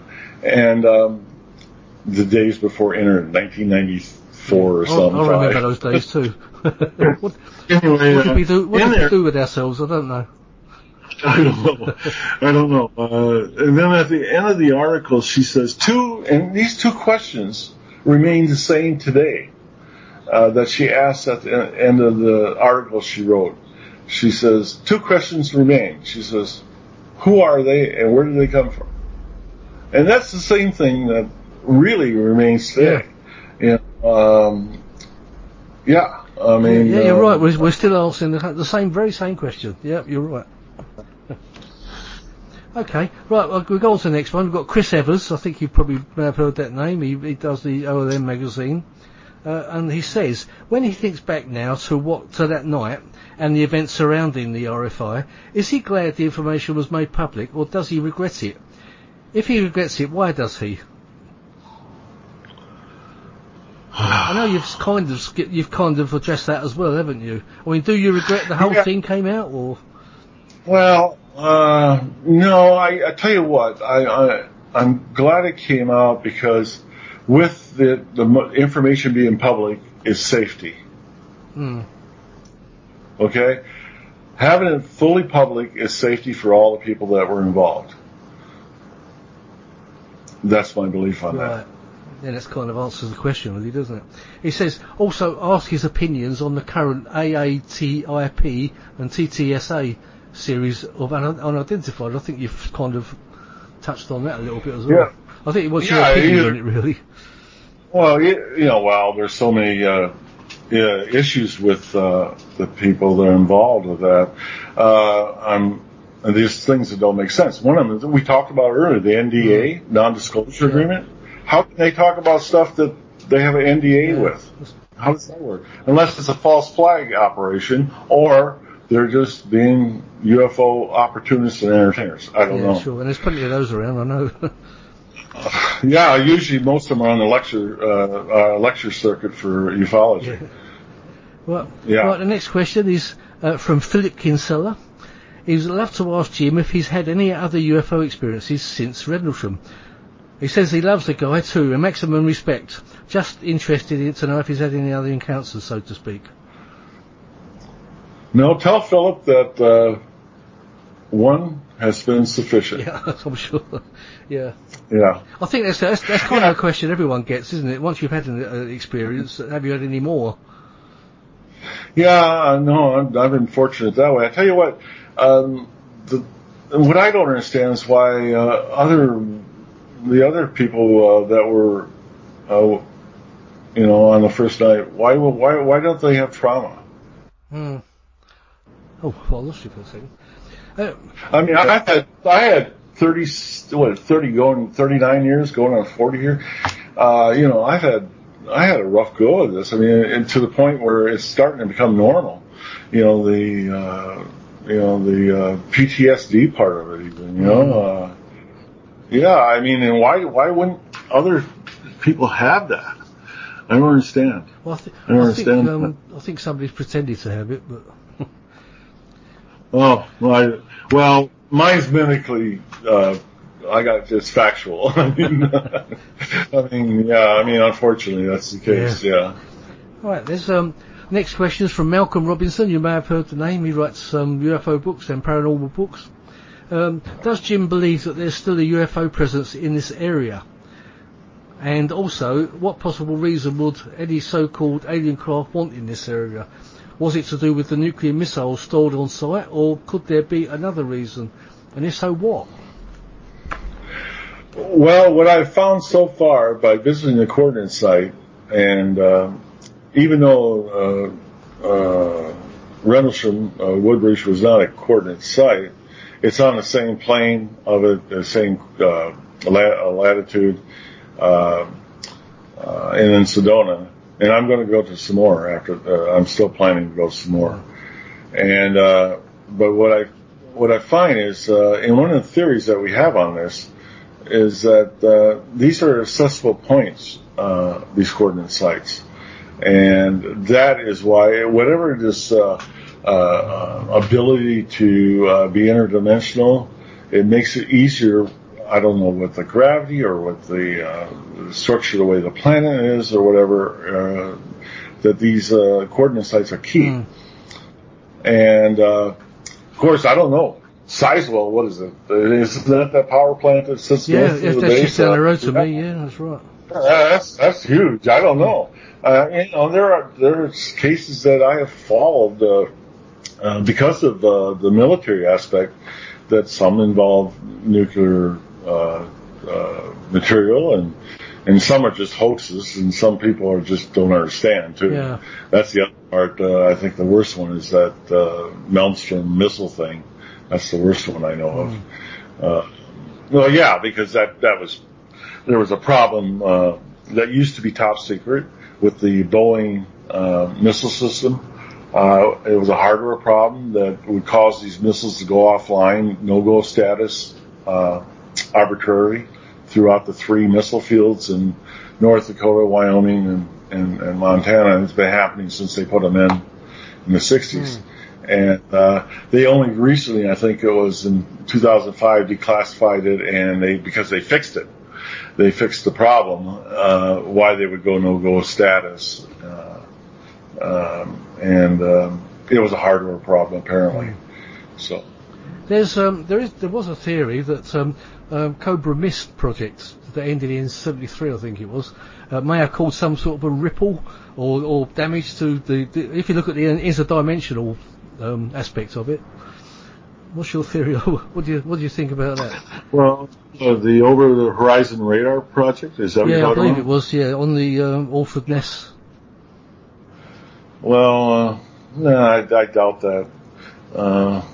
It's just a theory that I've heard bandied about, and I think people want to try to connect dots that aren't there, and and because we're trying to rationalize stuff, but I just don't see that. Mainly because of some of the other. I tell you what, the group I did a national press club with 14 people. With James Fox, I think they did the I Know What I Saw documentary out of it. And these people it was so fascinating. We had the Belgian general there, and I got a week or two to talk and have breakfast with these people, and General Jafari. These are some incredible people, and some and stories that are real. There's no doubt about it, and I think that there's some really bona classified cases out there. But when you start structuring in like what happened in the Belgian wave, you start doing the Iranian thing. And then also there's a couple cases that I'm fascinated with in South America. These are all military guys and a lot more rank than I have. I mean, they're general officers, and they're truly perplexed by this. But not those cases. None of those cases there had anything to do with nuclear fission type material. So I don't know. I think ufology likes to find a new avenue to sell stuff. Yeah, I think you're right. Yeah. You know what I mean? If we actually looked at all the cases, I don't know. I don't know what the results would be. I don't think it'd be like the drum that they're beating, though. Okay, next question. It's a bit of a long, I don't know if it's long and complicated, but it looks it. Right, Peter McGarry. He says, do you believe that research was going on in the area was responsible for the event? So it kind of touches on what we've just said, really. And it says, could our own lasers and EM technology back in 1980 have been sophisticated enough to drive an object like you saw? And does he personally have any problems with this line of thinking? Yes. No. Okay, Peter, no, that's not possible. You don't think so? I tell you, like I said, I wrote the defense plans for both bases, the three communication sites that we're responsible for, which is Redelsham Heath and 4 forward operating locations in Germany. I did site surveys at each of them, including Redelsham Heath. At Redelsham Heath, they had a facility there that was no windowed facility, and at the time had a retinal eye scanner, so it was pretty high-tech security. Inside there, it was top secret at one time. It's no longer top secret. That research they were doing in there was a common nodal point, and what it did is it analyzed information from our listening sites along the Warsaw Pact borders and stuff, communications, and that's what it was going on there. There was no research being done in there. I know there's been claims by people that didn't know it, don't even have clearance, didn't have a clearance. They're talking it with a secret clearance about top secret stuff. They don't know nothing about it. Okay, you know how top secret works, right? Yeah. I mean, because you have a affiliation with the government. I signed the secret act, yeah. Yeah, I mean, this is what I found with top secret in the military. A top secret plan might say, or let's say the secret plan is we have a secret plan with Germany or something, and it says, during the first day of the war, we're going to go ahead and fight with you and do this for you and rub your back. Okay? And then top secret plans for that same plan, it might say, well, we'll stay with the Germans until they come to the Rhine, then we're going to go ahead and retreat. You know what I mean? Yeah. It's that kind of stuff comes out. And so that just tells you a secret plan might not, or a portion of a secret, of a plan that's top secret, that's secret for dissemination, might not even be close to what the top secret plan looks like. So when someone with secret clearance says they know something about top secret stuff, they don't. Yeah, I do know that because there was different levels of secrecy where in my business. So yeah, I know. Yeah, I'm not going to talk about it right now either, David. I mean, because first of all, you probably want to stay out of jail. Yeah. Well, I know that for a fact. When I had to go over to Herbert Field to do, because I was working on the AC-130, so I can say that because that's not top secret. But there was a meeting going on just before just as the Gulf War was about to begin, and I'm walking over towards this meeting. It was just standing as a group thing, and it said, "Go away, David." And I said, "Well, I'm on your side." He said, "Yeah, but this is classified," so they wouldn't even let me in on that. Yeah, and you're probably working on a sensitive project with the 130s. Yeah, I know, but it all comes down to a need to know. Besides having a clearance, do I have a need to know? If you don't have a need to know, that's how they compartmentalize everything. Although I was doing the job for them, I was a foreign national, so. Oh, yeah, that too comes into it. That's why I said that Condon report, when it says UKIs only. Yeah, I mean, the British were only looking at that. Nobody else is like, we have plans like that too, USIs only. I mean, yeah, and we might have a plan with the British and we're telling one thing in the secret plan, and our top secret plan with UK or with the US eyes only says something different. Yeah. I mean, that's just the way it works. I even had an argument with the manager over there because I wanted to use the computer to get some emails back to go back home with, and I was told I couldn't use a computer because I was a foreign national, and I had to get my own laptop to bring over to do the job with, which was crazy. Yeah, I know, but isn't that crazy? But you know what? The British are the same way. It works that way. Yeah. I mean, yeah. You know, even though we're all allies in it, you know, we're still independent, sovereign nations. Well, I mean, I was doing the work, and I needed emails to actually get in touch with back home, so and I couldn't use the computer, which was crazy. Anyway. Yeah, and I'm sure you did have some type of Q clearance or something with the government. I'm sure that if you're working on any type of weapon system, listening system, or whatever, you have access for whatever that is at hand, and that's all you're going to get. They're not going to. Well, so the US government was footing the bill anyway, so I don't really get it. But there you go. Anyway, from Peter's question carries on. I think we covered a bit with the radar and everything.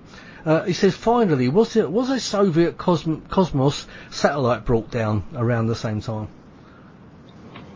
I know nothing about that. Because there is theories that some people say that the RFO was just a Russian satellite, but I don't agree with that. If one was brought down, you think I would have thought that Bentwaters or Woodbridge people would have been involved, wouldn't they? Yeah, well, that's it.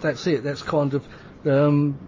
I've heard stories about a satellite being carried through the woods on the bottom of that's the other thing. Of all the people, witnesses involved on whatever night you want to have, I mean, besides Colonel Hall, the only two enlisted people that had top secret clearances was myself and Monroe Nevels. The rest of them all had secret. And I'll tell you what, we don't want to go back into that. The difference is night and day on that axis. I mean, it's crazy. I mean, a secret is just stuff to get you to do your job. I mean, you know. Yeah. Okay. Well, next question. You ready for this one? Nigel Ross. This is an inevitable question you're going to get now.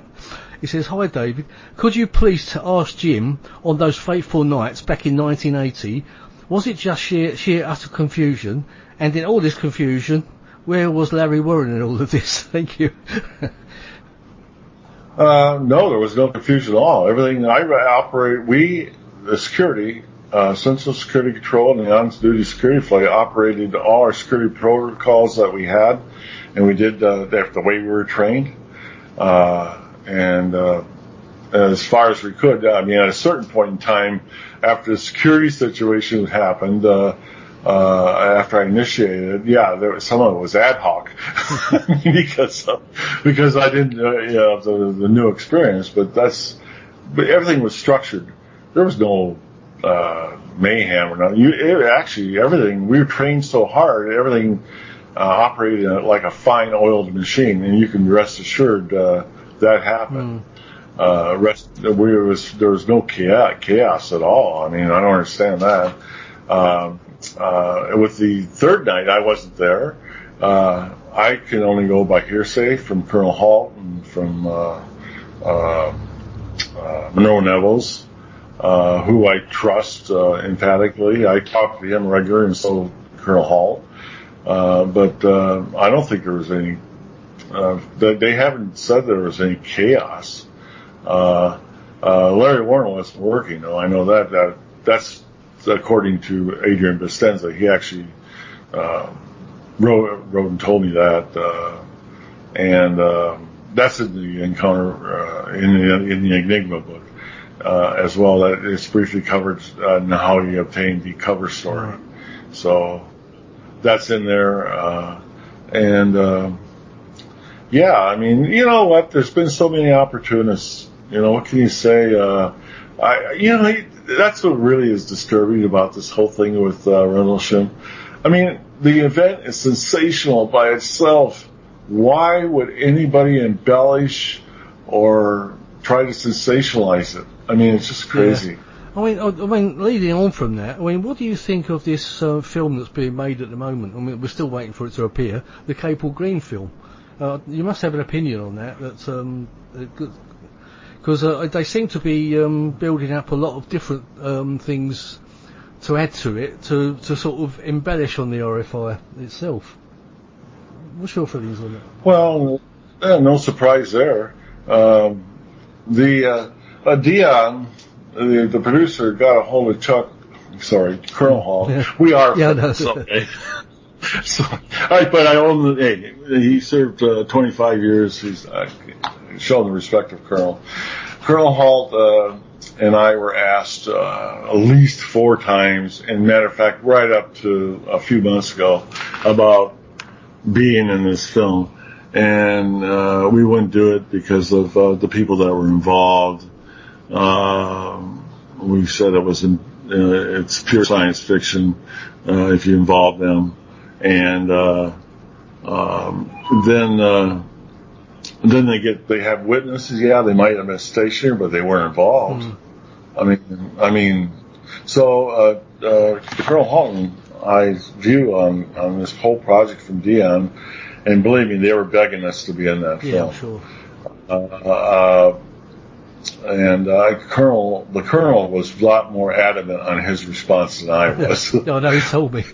he's copied me all the emails and things anyway. So. Yes, David, just how. Yeah. I know Nick Pope refused to be in it as well. He told him where to go, apparently. I think Nick and Lindemann, I think they're going to sue him. I think they're talking about suing the people. So, it's getting interesting.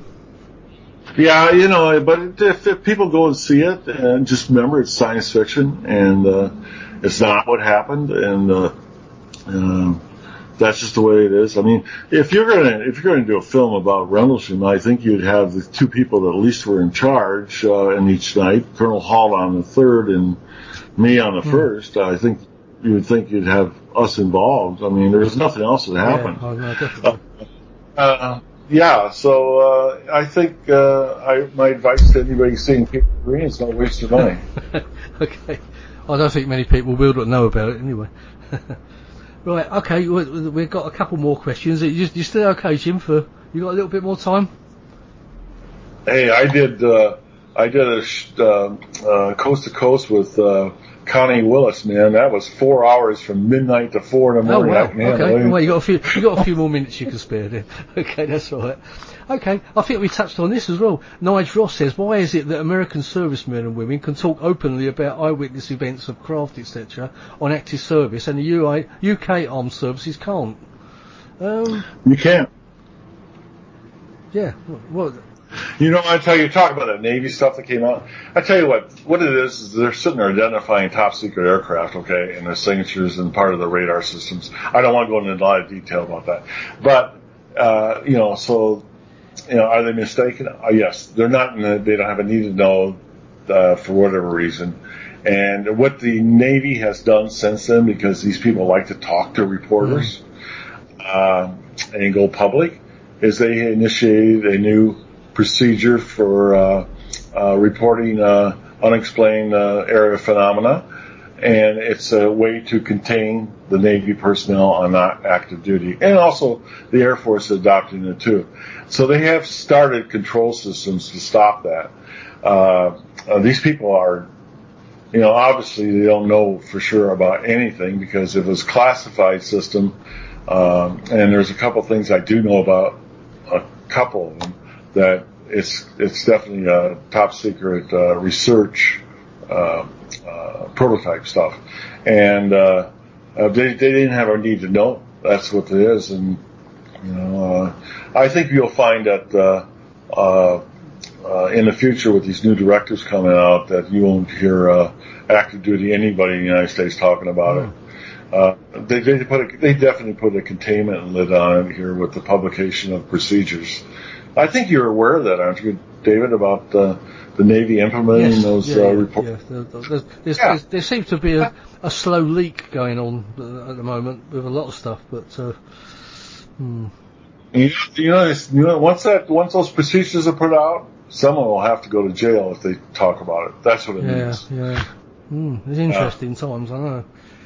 Okay, well, next question is from James Warrow. He says, "Hi David, question for Jim, if I may." Of course you can. Did you suffer from any illnesses, we've covered this as well, that was in any way similar to the health issues that John Burroughs describes? For example, heart problems, cataracts, or any other eye conditions? No, I'm in excellent health. There you go, James. I'm the only one that was on the craft and examined it. So if I'm not affected, how can anybody else That's be? true, yeah. If you took, yeah, that's exactly right. Okay. Right now, this is from your John Henson, a friend of yours. He says, John, yeah, you know, was he CID by chance? he was CID, yeah. He wasn't just a normal. He wasn't a transport policeman, no. He was CID. You know what? I knew that when first time I met him in 2010. I said, "Whoa!" He asks the right questions. So. Yeah. He knows how to do it. Yeah. He says, ask Jim what he remembers about Bonnie Templin, please. He says he's tracked her down, but she refuses to enter into any communication. Oh, really? I think we should respect that, really. The Bonnie Templin situation. Well, I described that in detail in the encounter or the Enigma book. You'll be surprised. It had nothing to do with any sighting. It has to do with Major Zicker watching out for her career. I see. Oh, right. Okay. Mm. Yeah, I know, and that's just one of the most embellished part. That's a fragment of the embellishment with Redelsham. And when you find out what really happened, you go, "Oh, I see why I see why they're trying to protect her career." Right. So what you're saying is there really wasn't a night 2 or an incident 2, but we need to see the book. Well, there was a night involved, but it had nothing to do with the way it's been portrayed. Right, I see. And also, he suggested about Gordon Williams passing away, and that we heard it on the grapevine. But you mentioned earlier that you'd heard about it anyway. Yeah, it was on Thanksgiving last year, and it just, you know what? And I was in constant contact with General Williams, and I mean he is a very gracious guy. Was a very gracious guy. In fact, one of the things that bothered me so much is that. You know, I had the disinformation story, their story, the agent's story, the NSA, to tell after I went to the OSI building, to tell the wing commander. I told him, I said, "I want to meet with the base commander, wing commander after this." What do I tell them? This is what you tell them, because it's an active investigation. This is what you tell them. And I said, "Okay." And so I actually went out and told him this cover story and part of it. And recently, I've had the opportunity with General Williams to say, "Geez, General, I want to apologize. You know, at the time, this is what was going on, and this is what I told you wasn't true, and you know, I was under orders. You know what?" And he's such a general. Yeah. He goes, "Jim," he says, "we all follow orders. Don't worry about it. I'm okay." And I went, "Oh, really?" I said, "Thank you." You know what? I said, I sat there and browbeated myself for 30-some years over that, and you're like, it's okay, we know. And he says, "I know things." He says, I'm under orders too. We knew things. So, and that's what we did. And it did create, I tell you what, when in the Enigma book, I talk about the cover story, how it starts, where it starts from, how it's implemented, how it's disseminated in the pubs, how it works, and all verified. All this is verified, and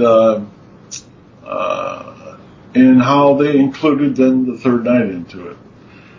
Right. Yeah. Because let's face it, the third night was, according to the witnesses, it was only lights in the sky or UAPs. Yeah, that's what I understand. Nothing actually landed in Capel Green. In actual fact, the farmers' field is not called Capel Green anyway. It's the field opposite.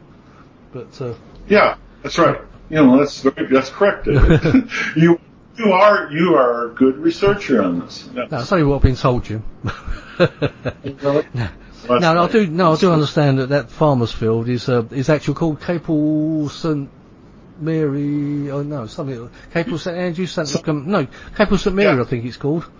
In actual fact. Yeah, something like Yeah. that. And the field opposite, just over the road, is actually Capel Green.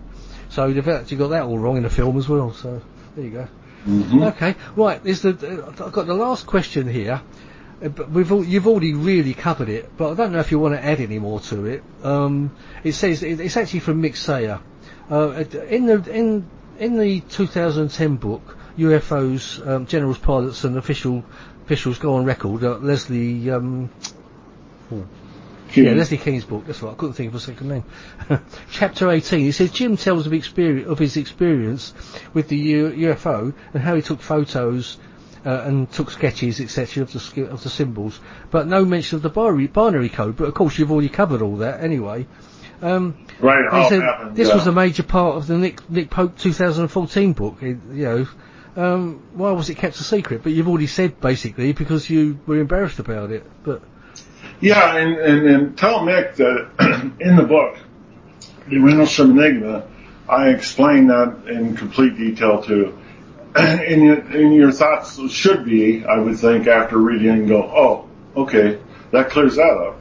And, because, the truth is the truth. That's just the way it works. But that's a good question from Mick. I know he's a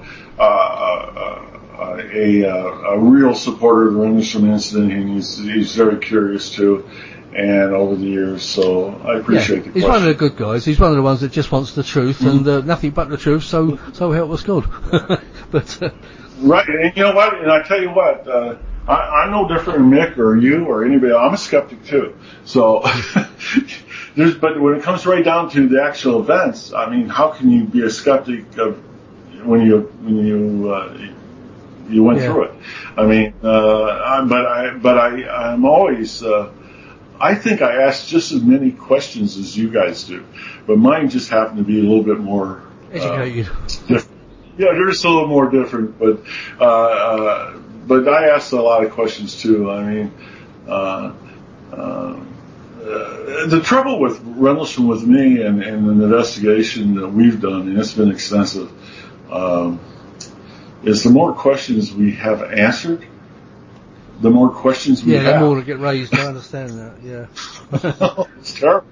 There was, I think I've got one more query or question, if you want to call it.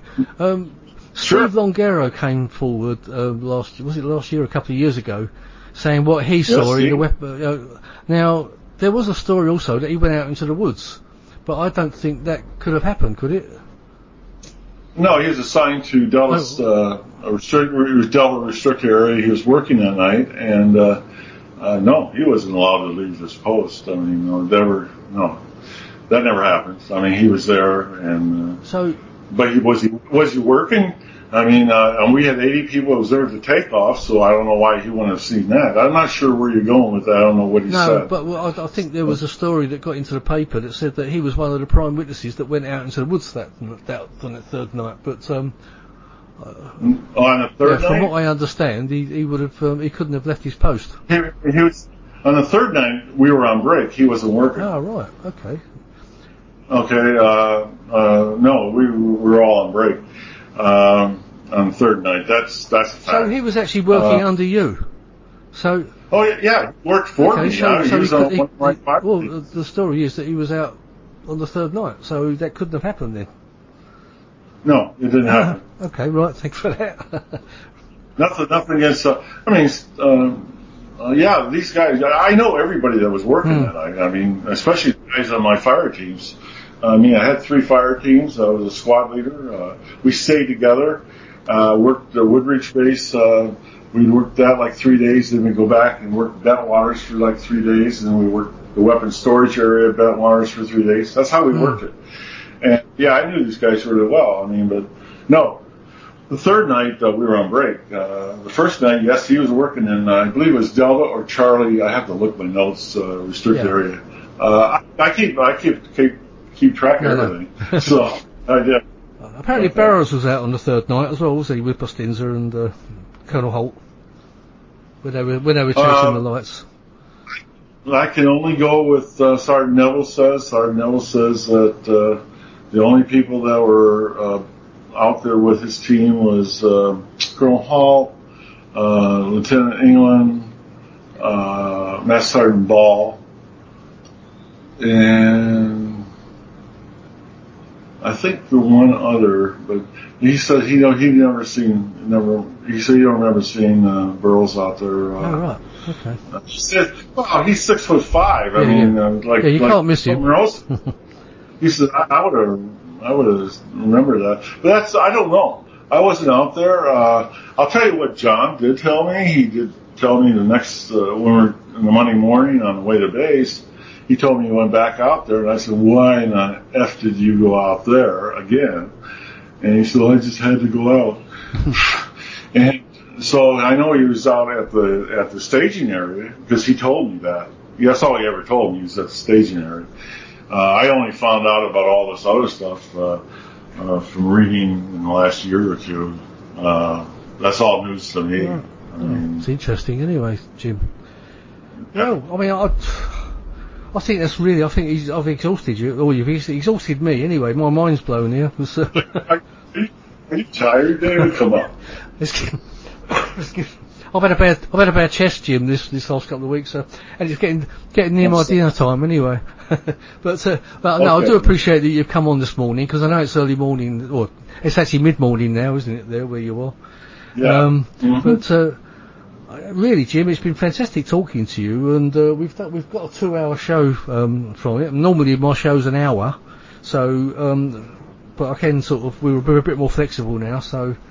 But it's been brilliant. Now, are you planning to come over at all? Maybe next year to? Yeah, I have some opportunities that they're asking me to go over. I'll tell you right now. This year I've dedicated only doing a few conferences here in the States. Like in 2 weeks, I'm going to be at the 50th MUFON Symposium in Irvine, California. I know you've been very busy. I know you've been getting around a lot.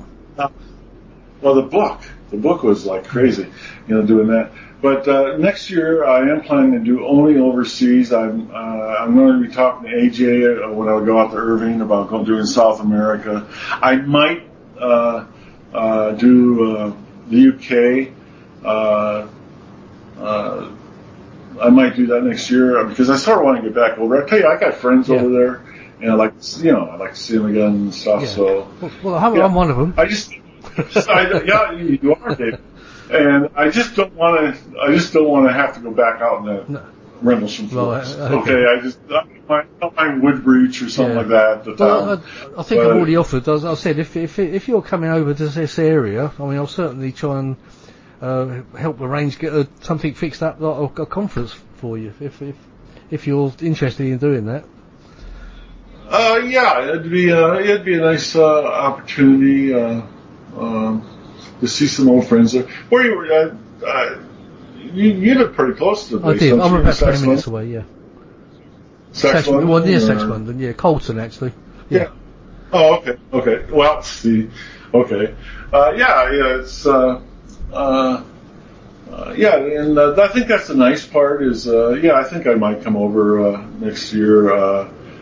Well, I hope you do, because I know one thing. If I go there, it's going to be the summer. I cannot deal with British weather. Nor can I. It's just too much for me. No, nor can I most of the time. It gets too cold. Well, mind you, we've not been too bad the last couple of winters. Really, it's not been too cold. But I do know what you mean. You probably, it's all those guard duties, I think, knocked it out of you, wasn't it? Oh yeah. No, it's like bone chilling. Cold, and then that weird stuff like freezing frost or freezing fog or whatever it is. That can't be fun walking around for a few hours on guard, just bored stiff. Yeah, it makes for a long night. You know. Anyway, Jim, look, I'm gonna let you go now because I'm so pleased you've given me a couple of hours speaking, but I'm very pleased too, and I want to thank you, David, for allowing me this privilege to be. It's my pleasure entirely, Jim. And as I say, on my site, I've got Paranormal Dimensions site on Facebook. I'll put as much sort of info about you and everything when the show goes out, and the book. And hopefully the book will be out soon, and I'll be able to give that a bit of a plug for you as well. And yeah, it'll be on Amazon. So look for it in about the next couple of weeks. It'll be on Amazon, and like it's a lengthy book. It's 700 pages. That is. Wow, yeah, that is. Yeah, but I'll be looking out for it, and as soon as it's available, I'll be plugging it out there. That's brilliant, Jim. Okay. All right, Jim. Thank you very much for coming on, and I hope you keep well, and hope to see you next year then, if not before. Yes, next year. All the best to you. Thanks, Jim. Take care of yourself. Cheers. Thank you. Bye-bye for coming on. Thanks everyone for listening, and you've been listening to Paranormal Dimensions on the Paranormal UK radio network. Bye-bye everyone. Bye. Colonel Charles Holt is returning to Woodbridge on the 8th of September 2019. It's a Sunday. Tickets are £20 for an all-day UFO event with other great speakers. If you'd like tickets, please get in touch with me. This is my email address. It's davidyoung2qn@yahoo.co.uk. It's going to be a great event, and there's a few tickets left, but they are going quickly, so you need to act fast. Thank you. Right, okay, don't run away. After recording this show with Jim, just a day or so after, I received his book in the post. The Redelsham Enigma, and it's a massive book, around about 700 pages. I've started on it, and it's brilliant, and very interesting. Now, unfortunately, my next show was going to feature a man named Michael Stacey Smith, who also claims to be an RFI. He was involved in the RFI, he claims, but there's been some questions asked about it. I think the fairest thing I can do, he was actually going to come on this show. He's been asked twice, and he promised to come on. I'm supposed to be doing a show with him now, but he's obviously backed out again, after backing out the first time, and I told him I wouldn't give another chance for it. So I think the fairest thing I can do is I'll read out his little story. So here we go. To everyone who's never heard my story, I joined the Air Force in July 1979. After training, I was assigned to RAF Bintwaters, Woodbridge in Suffolk, England. I arrived in November 1979, was assigned to the Delta flight. In November 1980, our base went on alert. All SPs are called from the barracks. I was assigned to PP post, perimeter post, behind the East Gate on the Woodbridge Air Base. About 2 or 3 in the morning, I stood up in the bunker I was in to pee, LOL. I noticed about 150 to 200 yards down the fence line, or off base, a glow in the forest. It was moving in my direction. At first I thought it was someone with a lantern. When it got in front of me, it stopped. I could see it clearly. It was a reddish-orange glowing ball, a little bigger than a beach ball. I then called for backup. A set team came to me. The object was still there. A black sergeant and a white AIC came. I didn't know them, and I think they were from day shift. The AIC jumped the fence, saying he was going to flank it to see what it was. I had an M60 machine gun with over 500 rounds of live ammo. We were not supposed to, but I locked and loaded my weapon. All I had to do was release to safety. I was prepared to fire. As the airman approached the object, the object left very quickly. I was also there the night Lieutenant Colonel Holt came out. I stayed on the base at the East Gate and had everyone's weapons in my truck. They posted a new guy on the gate that night. All of a sudden, he started yelling, "What the F is that?" An object flew over us coming from the Bentwaters direction. It made no noise and went into the Redelsham forest. It was a glowing bluish triangle shaped. That's what I saw. I don't care who believes me. It truly happened. I will carry it to my grave. More of my brothers who were there need to speak out. Okay, now, you may have heard on my show with Jim Penniston, I actually questioned about the M60 being used. His answer was a direct no, if you remember. Okay, now I've got some questions. I was actually going to put these questions to Michael Stacey Smith on the show. And I said, basically Jim Penniston says, read the M60 with 500 rounds ready to fire into UK territory because of a light scene.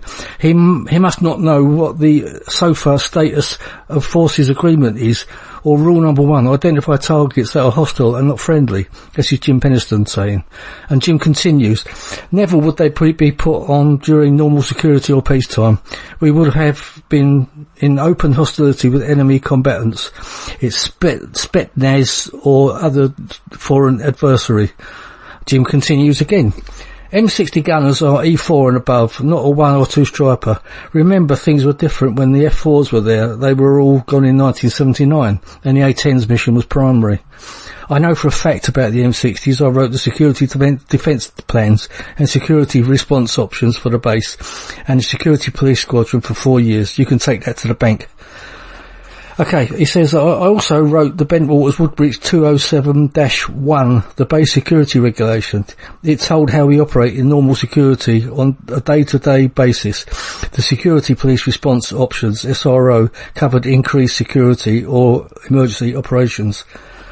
In 1982, they built the AFTF, Alert Fire Team Facility, in the WSA, which is the weapons storage area. And M60 was issued for that facility, but that was not 1980 or 81. No static PP post outside the WSA, weapons storage area, would have had an M60 on it. So there you go. That's Jim's response to the M60 questions that were quite prominent, I think, over there's been quite an ongoing argument about the use of M60s. I actually made a personal inquiry at the Cold War Museum myself about the use of the M60, and I've got a look with raised eyebrows, which kind of answered my question. There you go. But I mean, as I say, I wasn't there, and the arguments will no doubt continue. But there you go. Michael Stacey Smith had his chance to come on the show and put his case over, but he's backed out twice now. So I'm going to tag this on the end of the Jim Penniston show, and I shall say goodbye to everybody and thanks for listening again. Bye bye.